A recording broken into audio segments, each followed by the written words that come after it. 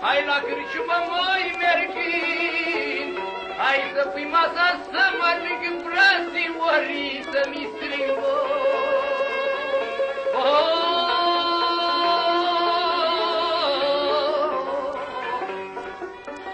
Să nu beau, să nu mănânc, hai numai la ei să mă uit și nu ai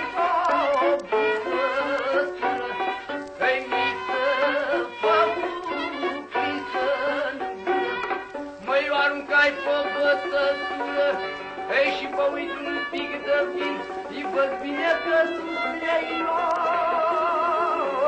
Hai să străicesc un pe lume, măi, face ca să-mi pădure.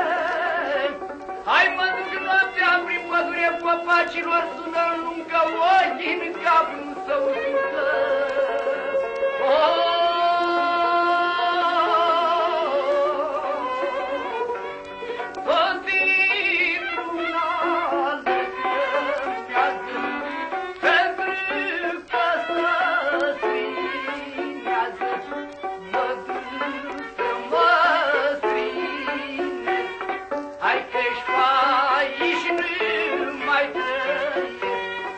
Măi, nu mă duc de sărăcie, ei, nu mă duc de bogăție, ei, și mă duc de dușmănie, că dușmanii mi-are mie să-mi văză ca stăpânie.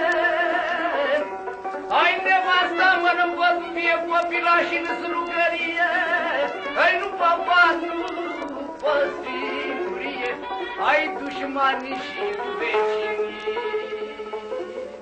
mânca